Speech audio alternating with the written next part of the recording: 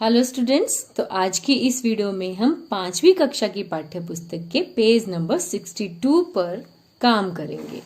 तो page number 62 में हमें दिया गया है, फर्स्ट पार्ट है, ये जो वृत्त है इसके दो हिस्से किए हुए हैं और ये दोनों हिस्से आपस में बराबर हैं और एक हिस्से में नीला रंग है, एक हिस्से में पिंक कलर है।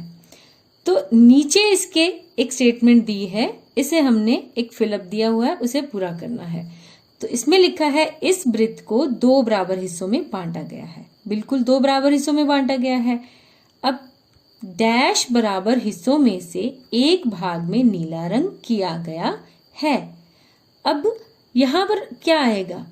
डैश बराबर हिस्सों में से, जो कुल हिस्से हैं 2 हिस्से हैं, 2 में से एक में नीला रंग किया है, तो हम लिखेंगे 2 बराबर हिस्सों में से एक भाग में नीला रंग किया गया है।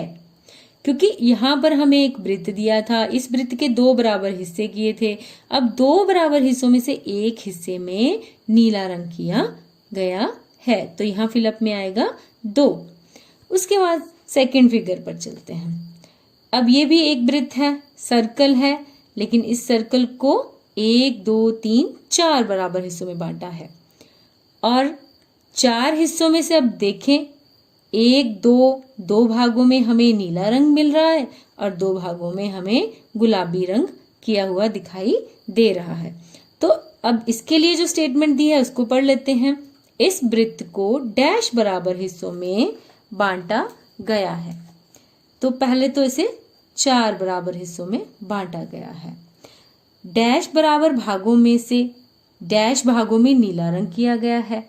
अब कितने भाग हैं इसके? 4। तो 4 बराबर भागों में से डैश भागों में नीला रंग किया है, 4 में से 2 में नीला किया है, तो हम लिखेंगे 2।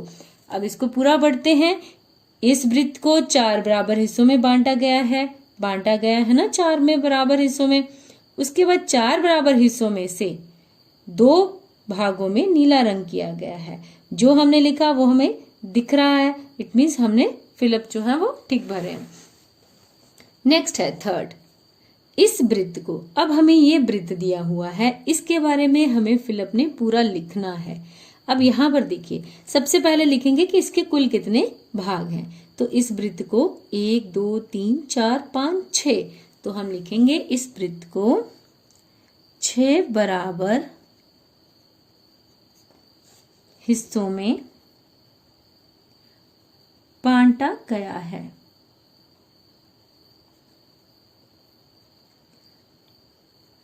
और आगे क्या लिखेंगे? 6 हिस्सों में से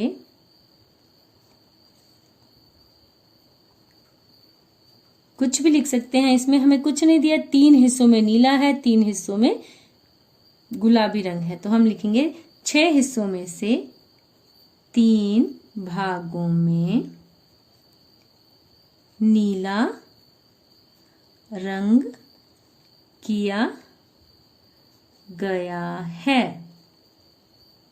हम यहां अगर 6 हिस्सों में से 3 भागों में गुलाबी रंग किया गया है ये लिखेंगे, तभी भी ठीक रहेगा हमारा क्वेश्चन। उसके बाद चलते हैं चौथे पार्ट पर। अब फिर से हमें पूरा इसके बारे में लिखना है। इस चित्र को देखेंगे और जो हमें दिखाई दे रहा है वो हम यहाँ पर लिख देंगे। तो इस वृत्त के भी सबसे पहले कुल कितने भाग हैं ये देखते हैं। इसमें 1 2 3 4 5 6 7 8, तो हम लिखेंगे इस वृत्त को 8 बराबर भागों में बांटा गया है। ये हो गया। उसके बाद अगली लाइन में लिखेंगे 8 बराबर भागों में से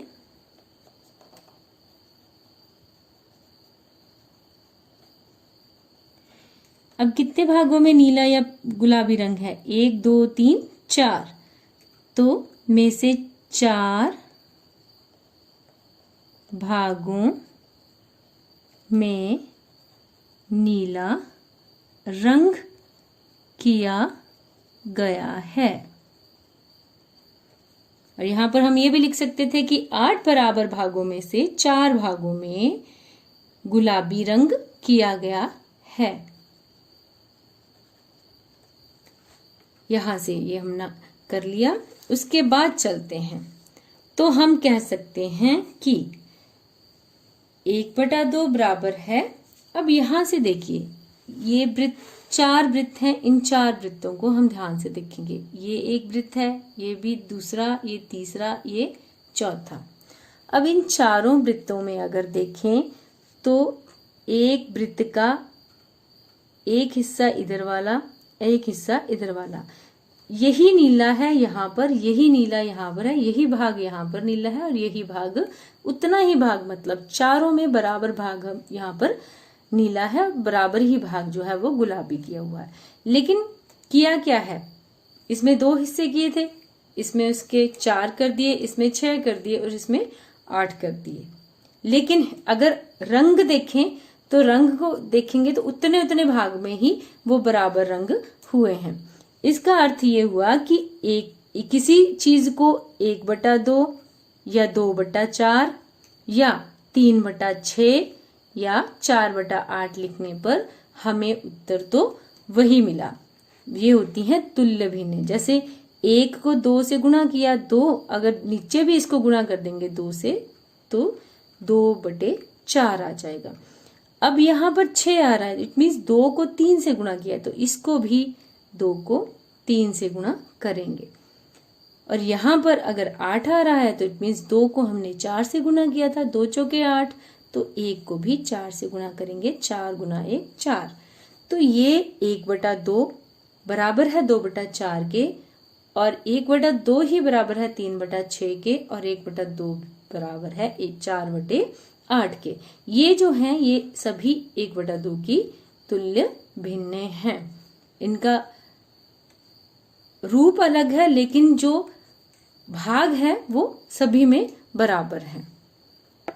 अब इसको थोड़ा सा एक्सप्लेन कर लेते हैं कि 1/2, अगर 1/2 को हमने ऊपर 2 से गुणा किया तो किसी भी भिन्न को जब हम गुणा कर रहे हैं तो नीचे भी उसी अंक से गुणा करेंगे। तो 2 गुना 1 2, 2 गुना 2 4। तो ये जो भिन्न बनी है ये 2/4 बन गई हमारे पास।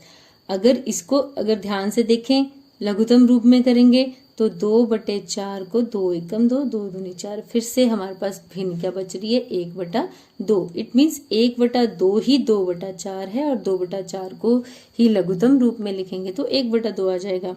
उसके बाद 1/2 को अगर हम 3 से गुणा करते तो ऊपर भी और नीचे भी, अंश को भी और हर को भी, तो 3/6 आ गया। तो ये जो भिन्न है ये भी इसके तुल्य भिन्न है, बराबर भिन्न है। मीन्स जब 3/6 को अगर लघुत्तम रूप में लिखेंगे तब हमारे पास भी 3 एकम 3, 3 दूनी 6, तो 1/2 ही आएगा। अगेन अगर हम 1/2 को 4 से गुणा कर देते हैं ऊपर भी और नीचे भी, 4 एकम 4, 4 दूनी 8, तो 4/8 भी इसके तुल्य भिन्न है। 4 1 जा 4, 4 2 जा 8, 1/2।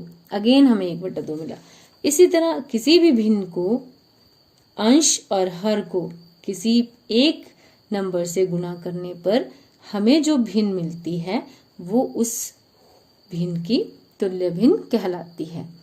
जैसे ये 5/10 आ गया। इसी तरह हम 1/2 की कोई भी तुल्य भिन्न निकाल सकते हैं। अगर इसको हम 10 से मल्टीप्लाई कर दें ऊपर भी और नीचे भी तो हमारे पास 10/20 आएगा, वो भी 1/2 के ही बराबर होगा। जब इसको लघुत्तम रूप में लिखेंगे तो आंसर हमारे पास 1/2 ही आएगा। तो इसके साथ ही ये क्वेश्चन कंप्लीट हो गया हमारा। Thank you for watching.